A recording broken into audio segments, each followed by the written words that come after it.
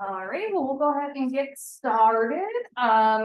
Just quick reminder that on Monday I will pass out exam 1. So, and I will send an email about this as well. You do have to be here in person to pick up that exam. So, folks that are on Zoom, you do need to be here in person to pick up that exam. So, make sure that you do so. I'm just gonna take a sec to check in the folks who just walked in and who just joined. And then we'll go from there.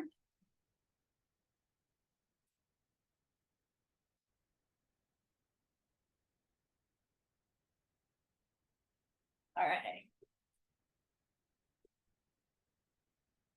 Okay, so today we're going to talk about emotions. We've been talking about motivation. Emotions are another big thing that motivates us and drives us. And so understanding them, at least at a basic level, can be really important to understanding people in general.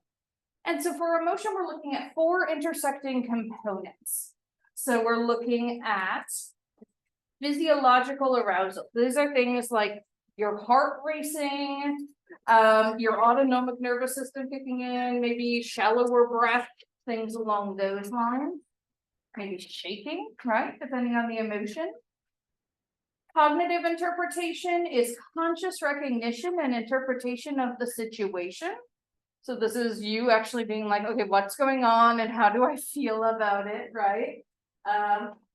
Which sometimes we have good insight into that and sometimes we don't, often just sort of depending on the situation. And then subjective feelings are the memory of how you felt in the past in similar situations. So the idea that part of why we feel the emotions we feel is because in the past we felt that way in similar situations. And then behavioral expression are the things we do outwardly when we're feeling certain emotions. So that might be smiling, shouting, jumping for joy, actually crying, right? Going into the fetal position and eating ice cream, right? All those outward things we do to express emotions. And some people say, well, these are just obnoxious, right? Why do we have these? They get in the way. Well, emotions help us respond to important situations and also to communicate with others. In particular, they help us to convey our intentions or our reactions to others. Humans are pack animals. We're very much like wolves or wild horses or elephants, right? We thrive in being in an environment where we can all interact together. So emotions are one of the ways that we can communicate with the other members of our pack. And so I mentioned the autonomic nervous system in passing, and I wanted to break this down just a little bit more. So this is that physiological arousal part. And so we have 2 parts of this system within our nervous system. Part is the sympathetic nervous system, and the other part is the parasympathetic nervous system. So the sympathetic nervous system is what kicks in when we have heightened physiological arousal. And again, this is not necessarily sexual arousal, although it could fall in there. It's just literally our body being more aware of what's going on around us. So you can think of this in like a fight or flight type way, right? How you react if something really scary. Let's say you're walking in the middle of campus and all of a sudden for some strange reason there's a tiger stalking you, right? How would you react? So your blood flow to your brain actually goes up. Your pupils will dilate so you can take in more visual information. You'll breathe faster to take in more oxygen so that your body can react. Your heart will beat faster to pump that oxygenated blood around your body. Skin perspiration will increase. Your digestive activity will decrease, sometimes to the point of just stopping altogether, which is why when sometimes people experience like really severe anxiety or panic, they actually feel nauseous. It's because all of a sudden your body just went and stopped your digestive issues. And then your adrenal gland activity increases and stress hormones are released throughout the body. If we remember, hormones are the chemical messengers that talk throughout the body. And so they're sending messages to the rest of the body saying, hey, be ready, essentially. So that's all, again, when something angers you, scares you, things along those lines. The parasympathetic nervous system is what comes in and kicks in afterwards to help you calm back down. Because it's really bad for us to sort of live in this heightened state of stress when the sympathetic nervous system is kicked into gear. So this is why people with anxiety disorders will sometimes have not only mental but also physical issues. This is also why people that experience things like prejudice or financial difficulties, severe financial difficulties, actually have more physical issues because they're in this sort of activated parasympathetic system more often. So what the parasympathetic nervous system does is it decreases that blood flow to your brain. It'll bring your pupils back to normal. It'll slow down your breathing and your heart rate, decrease that skin perspiration, turn your digestive activity back on, right? So you can digest the food and get nutrients from it. And then it'll inhibit those stress hormones, so those stop flowing around the body. So both of these are equally important. And again, when one of these is not quite working properly, not only can we have mental issues, but it can also cause physical issues as well. Things like high blood pressure, heart disease, things along those lines. There are various theories to try to explain how emotions operate within people. One of these is the James Lange theory. And so this says that when you experience physiological arousal, your sympathetic nervous system kicks in because of something in the environment. That's what leads to emotion. That essentially emotion is our body reacting and like giving a name and an explanation to these physiological things. So emotion is the perception of physiological changes. So this always cracks me up. Because if you just glance at it, you're like, why is this person afraid of a cow? Right? But it's supposed to be a bull, and I think the impetus is like the bull's gonna charge you, right? And so then you have that physiological arousal, and you interpret that as emotion. That's the James Lange theory. The Cannon-Bard theory says that the emotional and the physiological reactions occur simultaneously. So you see the bull about to charge you, you don't want to get gored, right? So you have the physiological things going on, but then you also have the emotion simultaneously. You're also like, Jesus, that's scary, right? Rather than being like, oh, my body is doing this, that must mean I'm scared. And there's, the brain is one of the big frontiers that we still don't know a ton about, to be perfectly honest. Back in, I want to say like 2010, 2011, President Obama actually came up with a big initiative for funding brain research because he said like this is something we need to learn quite a lot more about. So it's like the brain, deep sea, and then obviously space beyond our solar system are the things that we know the least about. And so like, do we have an answer which of these is quote unquote correct? Not right now. Will we in the future? Hopefully, right? Hopefully we'll get more advanced technology, more advanced research methods that allow us to determine that. So what happens in the brain? A whole bunch of things. So we have what's called the limbic system of the brain. And it is the system of our brain that's really tied to emotions, particularly fear. And the primary part of the brain that's related to this is the amygdala. And so there are sort of two pathways for these fear systems. So the thalamus and the amygdala kind of talk to each other, give each other messages about things.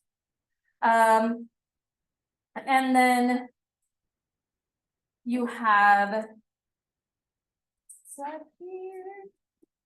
There we go.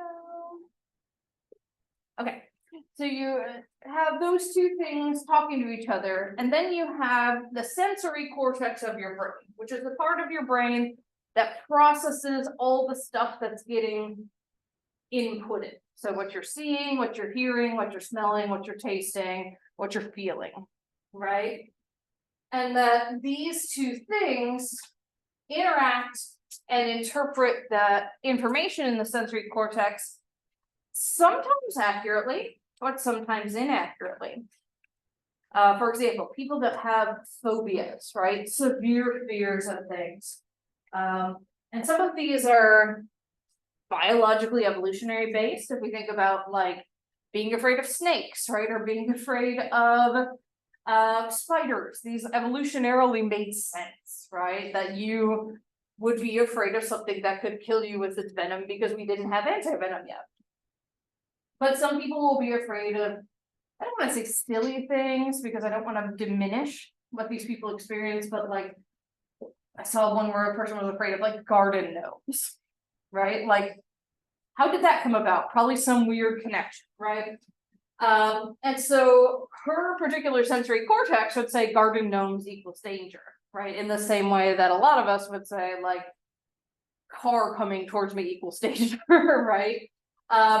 And so you've got these persistence of emotional memories, and those memories tie into, again, how we interpret future things.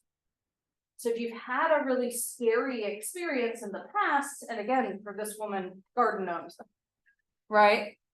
Then that's going to persist. You can't wipe that out. We also know that our cerebral hemispheres are involved here, and the two hemispheres of our brain are not as distinct as pop psychology wants us to think, right? People will be like, you're right brained or you're left brained. It's like, no, everybody uses their whole brain all the time, right? But there are some things that do get specialized, like for example, language is mostly on the left side of our brain. And in this case, the left hemisphere, the left side of our brain, has approach related emotions. So that would be maybe more joy related emotions, where you would be willing to approach a situation or an object or a person, right? And the right hemisphere is those more fear related, withdrawal related emotions. So I'm gonna withdraw, protect myself. But obviously the two of those things are constantly interacting, communicating with each other, across what's called the corpus callosum, which is right about here on the top of your skull, if you were to go underneath. And that is the connector between the two hemispheres. So this is a depiction of those brain pathways.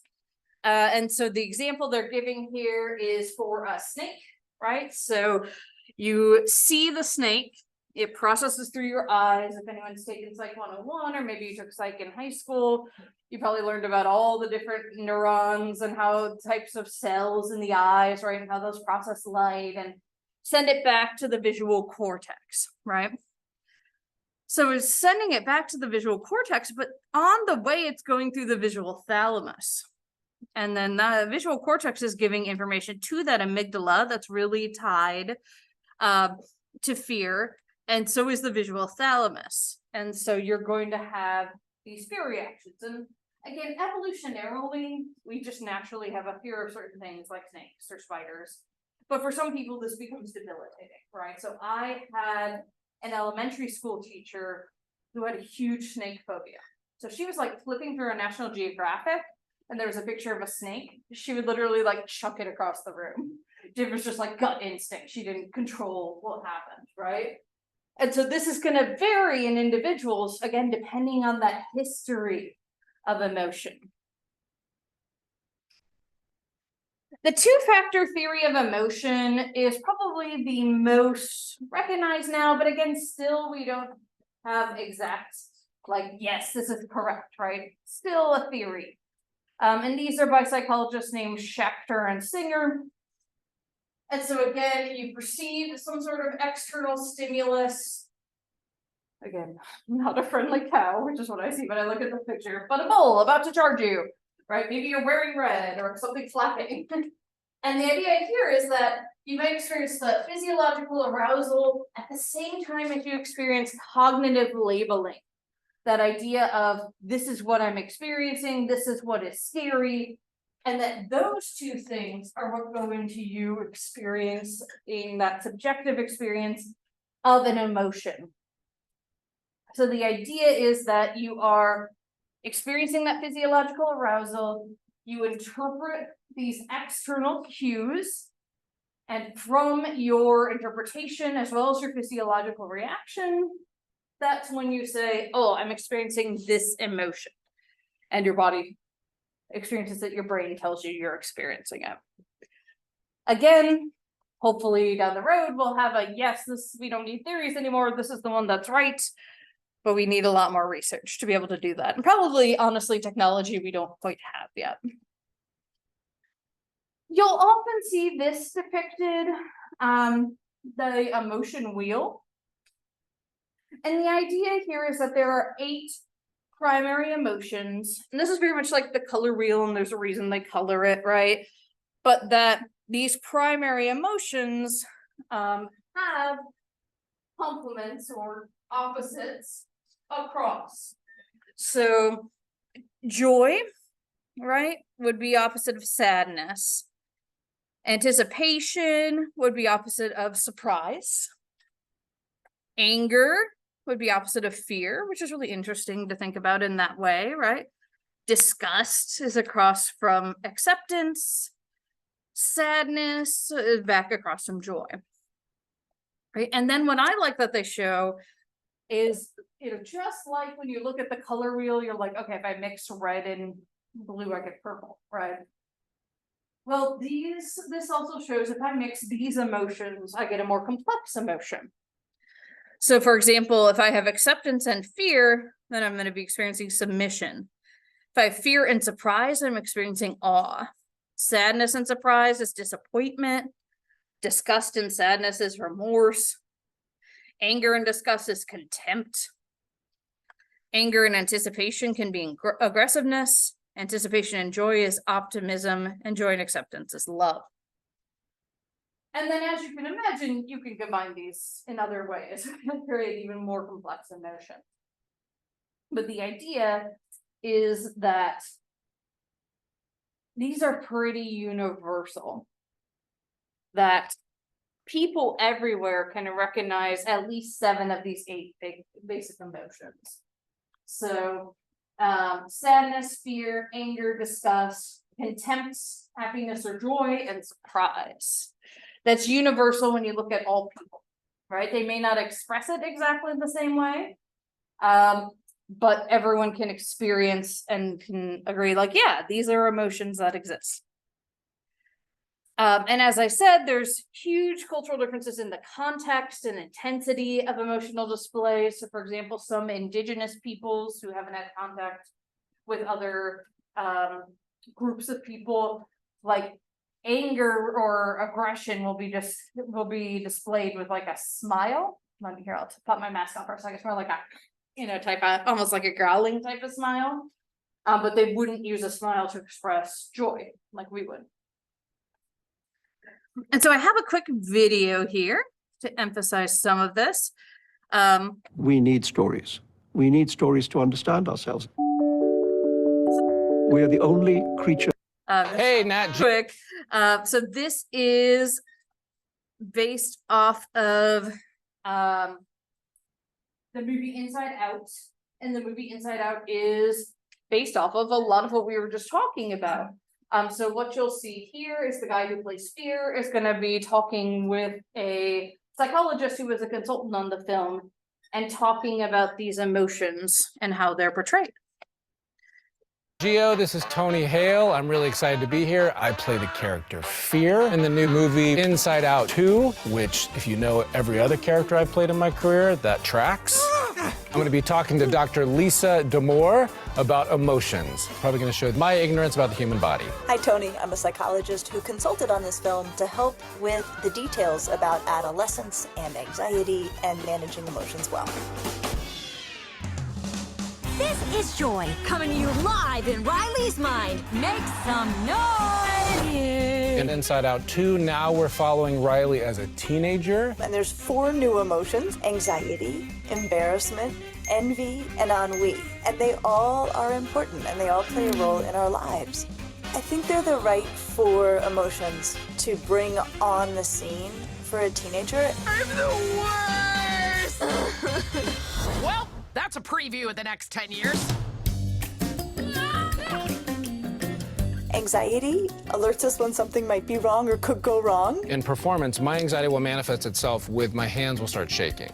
The reason this happens is that our body is actually getting ready to run or attack. Yeah. And so in order to get a whole lot of heavily oxygenated blood out to the large muscle groups, our heart rate accelerates and our breathing gets quick and shallow. One thing playing Fear that I asked a lot of questions about was the difference between fear and anxiety. Fear is when we are afraid of something we can see, it's right there in front of us, it's an immediate threat. Anxiety is when we are imagining or anticipating possible threats. Look, we all have a job to do. I plan for the future. Ah, I also love that anxiety had all that baggage. That was... Where can I put my stuff? Why do your cheeks flush when you're embarrassed? So the physiological reason is that you've got a rush of adrenaline that is dilating the capillaries in your face. Yeah. That's not gonna haunt us for the rest of our lives at all. We think it's like when a dog tucks its tail between its legs to basically say, like, I know I've done wrong. I can catch my own error. You don't need to come down on me. It's very unconscious. It happens very quickly, and it probably has these evolutionary roots around maintaining safety. Just hit me, the embarrassment is all pink. How great is that? One of my favorites is the French ennui. It's what you would call the boredom. As a parent, this is why I wished I kind of had this movie before, to see that it's a part of the process. I don't know, I think I probably would have chilled out a little bit. Suddenly, your teenagers are like rolling their eyes. Yeah. Like whatever you say, like, oh my God, I've so heard it, or oh my God, that's so Yeah. yesterday. It is natural to being a teenager, and it is entirely antagonizing to parents. Yeah. And so I so appreciate the sort of normalization Yeah. of the joys and strains of having a teenage daughter. I know it well. Okay, so Tony. Yes. When was the last time you felt envy? We went out last night and my wife ordered a better dish. And she rarely lets me have a bite. So I was pretty jealous of that one. We actually make a distinction in psychology between malicious envy and benign envy. You wanna sit with us? These girls are so cool! We can't let her know we're excited. I got this. Benign envy is, I admire that, and I'm gonna use it for inspiration to try to get Huh. there myself. And so envy can be motivational. Which is that's a pretty mature envy, I'll tell you that much. Come on! Riley needs us. One thing that I love about Inside Out, you can see that these emotions are trying to help. What it showed me is to have a lot more compassion towards these emotions rather than trying to push them away so much. They guide us. They are our feedback systems. They help keep us on track. And having characters that are so delightful to help make that happen is just an incredible thing. I know change is scary. Let's do this. Lisa, this has been such a joy. It's a pleasure to get to talk to you. I admire your work so much. It comes from so much pain, my work. Please, everybody, go see Inside Out. And if you haven't seen Inside Out 2 and you're interested, it is coming to Disney Plus pretty soon. So we have another activity for you all to do today. So this is Why Emotions Matter. Let me go ahead and click on it. It'll make a copy again. I think I have the URL on this. I do not. Let me just copy paste it for everybody. And put this up in the meantime. So it's tinyurl.com/102emotions. Oh geez, there we go. Yeah, I used to try to do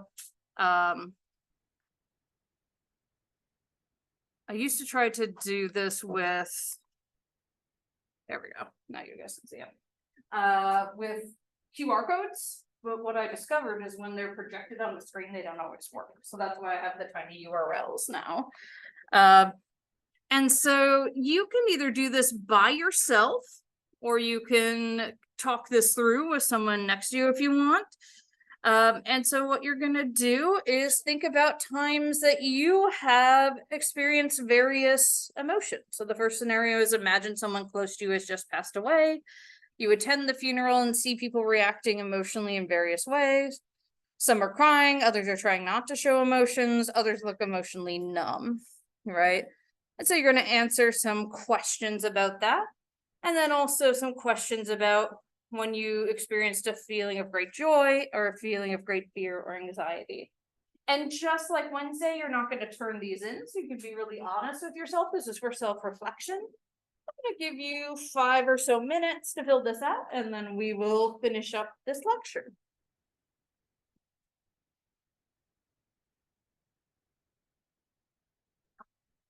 Sure.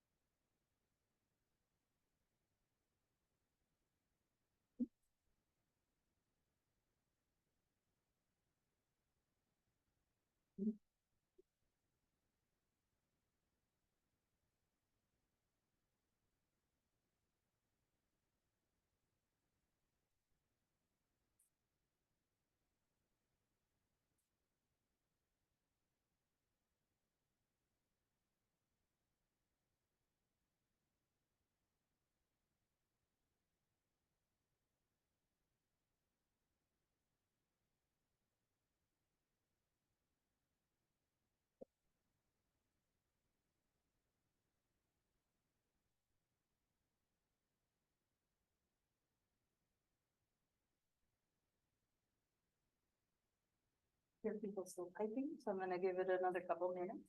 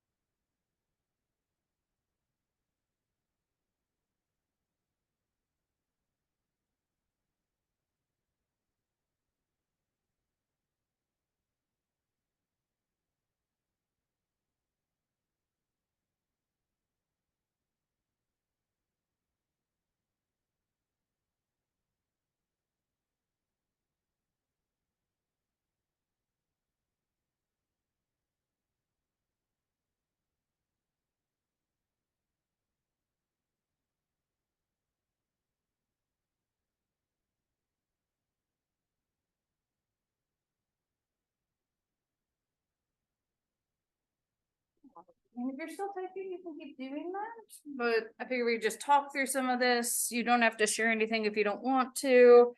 But just thinking about the first question, why do people respond to different emotions or emotional expression in the exact same situation?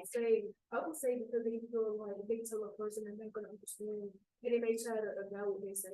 Yeah, I think that's such a good point. Right? And everybody is sort of like experiencing it in a different way. I think some people are still like in shock, right, when you're at a funeral. For me, my grandmother, who was like one of the closest people to me in my life, she at her funeral, it was like no one gave a eulogy. It was all very like sort of detached. And I think my grandfather did that on purpose because he and my grandmother had been married for 70 years when she passed. So, you know, this was like a big hole in his heart. But like, I didn't cry at her funeral because there was nothing really tugging on that emotion. I certainly cried before and after. But yeah, sometimes it's just not gonna resonate with you in the same way. I'll give you another example. So, Fred Weiss, who was a professor here for years and years, he unfortunately just passed over the summer. And I went to his funeral. And it was a Catholic mass entirely in Latin. I have never taken Latin, right? It took me a minute to figure out I had like, there was a book I could pick up and follow along that had a translation.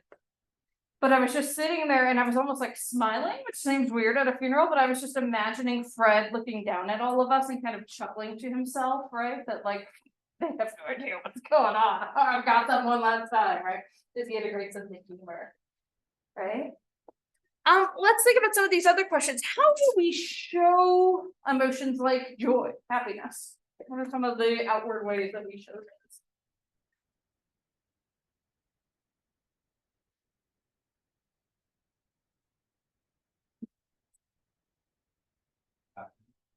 Yeah, laughing can be a huge one.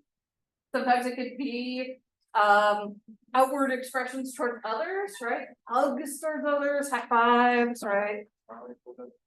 What's that? Yeah, smiling is a huge one, right? Yeah. And so there's lots of physical ways, and then those can make other people feel happy too. It's like happiness can be contagious, like a yawn, right? And then thinking about fear, what type of behaviors do we exhibit when we're experiencing fear? Yeah. What's that? Sweating, yeah, definitely. Sometimes it's, you know, like hiding, right? Not going out of the house. Having to force yourself to do something, right? Yeah. So again, just a nice way to kind of reflect on some of this and what's going on. All righty, so let me go ahead and put our captions back on. We only have a few more slides here. So emotional intelligence is a word you'll hear sort of thrown around a lot. And although emotional responses are not always consciously regulated, we can learn to control them. And maybe more importantly, again, thinking about humans as social creatures like herd or pack animals, we also can learn to read emotions in others. And really interestingly, people who are generally stereotyped against in sort of not as powerful situations are often much better than this, because they have to learn how to read the people in charge. Unfortunately, kids who are abused are really, really good at this because they have to learn to read like what's going to set their parents off, right? But it's something that anybody can learn to do. So perceiving emotions, how to detect and decipher emotions in other people, but also in ourselves. What am I feeling right now? And why am I feeling that, right?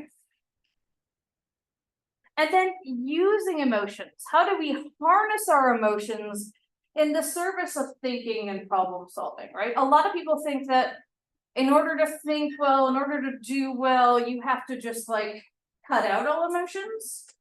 But that's not true at all. In fact, our emotions can reveal things to us about ourselves, about other people that are really important.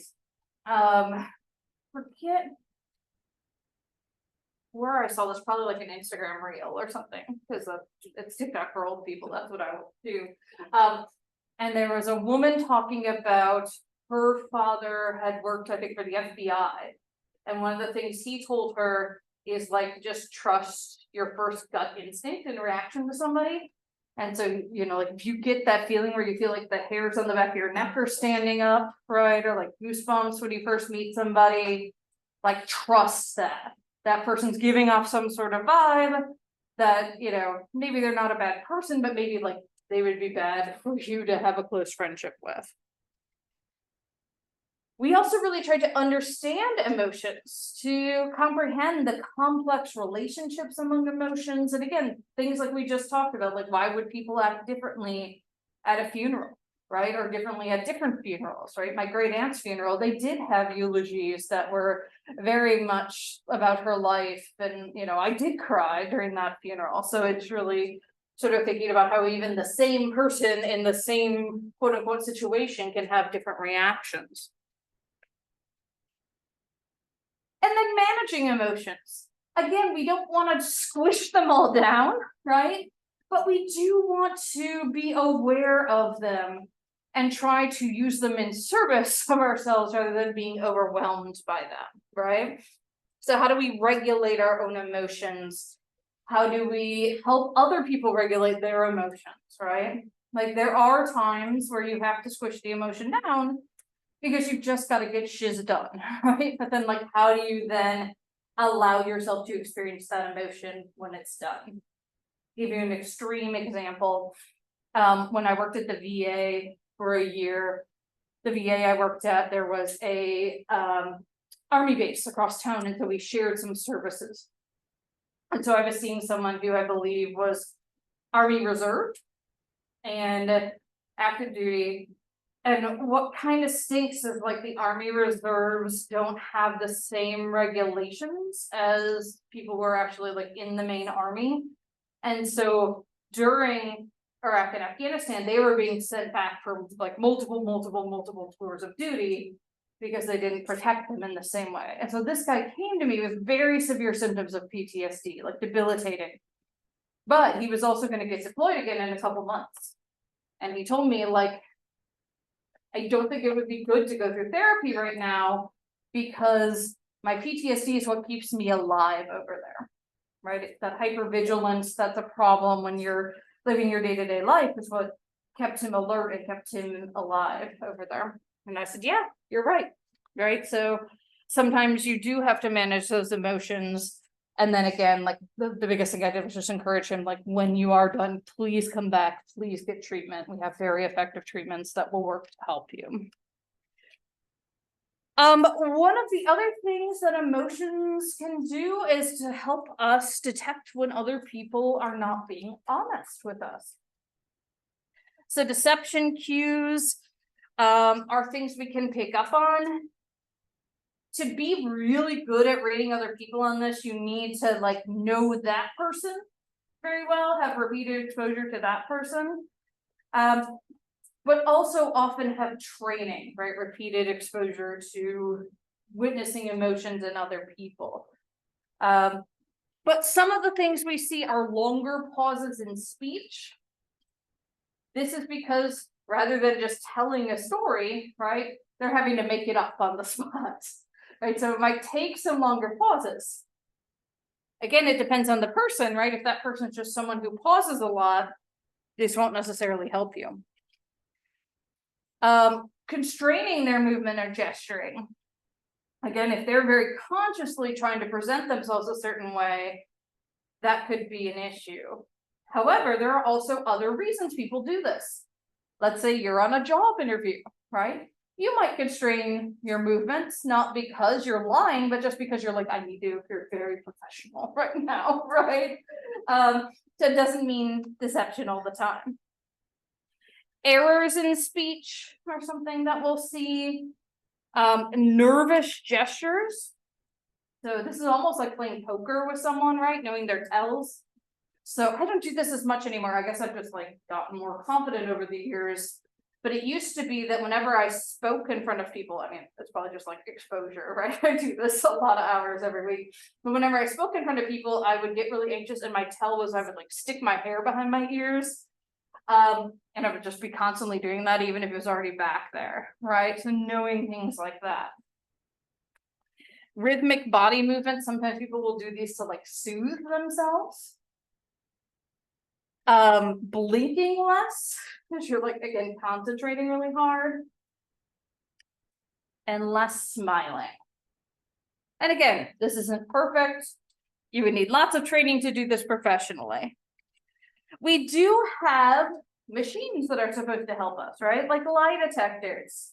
The primary one that we think about is the polygraph, which has measures of physiological arousal. Often it's doing things like skin conductance, could do heart rate, things along those lines.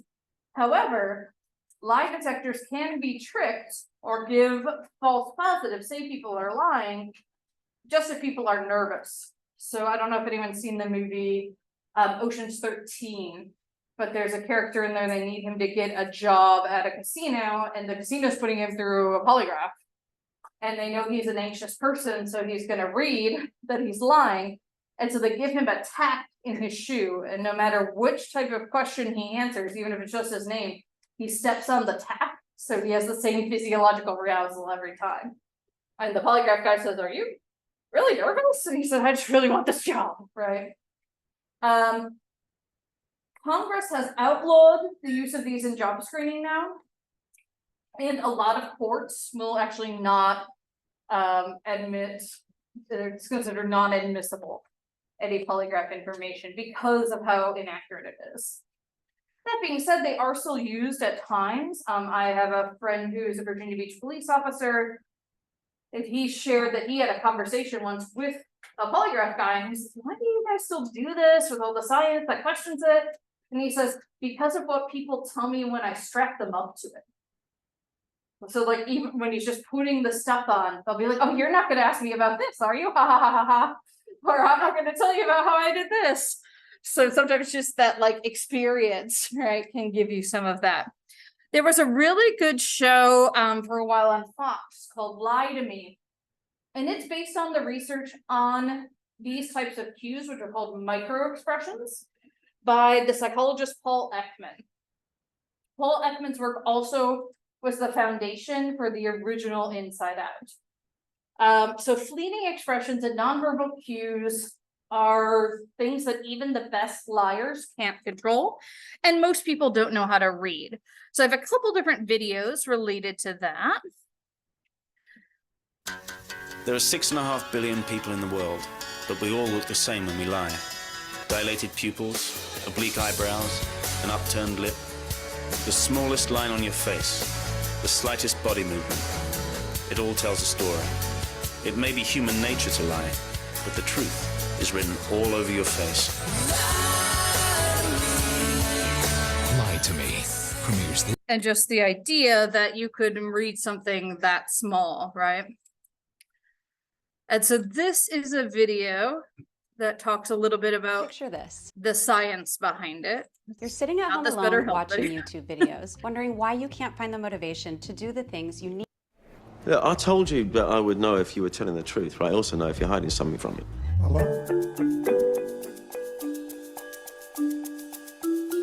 Well, I felt so fortunate to get to work with Dr. Ekman through this project. It's been one of the best things about it. His research is very much an inspiration for a number of the scenes, a number of the techniques that Dr. Lightman uses, and I can't imagine doing the show without Dr. Ekman. What are you doing here? This is exciting. As far as research goes, I just read all of Ekman's books. Well, not all of them. That was a lie. I really try to hit the science and be true to Ekman's world. Remember, Dr. Lightman, he only has 45 minutes to solve a problem. I've never solved a problem that quickly. Okay? And he's absolutely certain. I'm never absolutely certain. But this is an entertainment program based on science. And a lot of what you see is true. It's just condensed in time and with more certainty. And it is amazing to me that they are willing to try to stick close to the science rather than make it up like a lot of their competition does. These expressions are universal. Emotion looks the same whether you're a suburban housewife or a suicide bomber. The truth is written on all our faces. So if you're interested in learning more about his work, you can go to this website. We are all done. So that is all the material that's going to be covered on exam 1. Again, remember, come in person. We'll do a little bit of review on Monday, and then I'll pass out the exam, and y'all will be able to go work on it.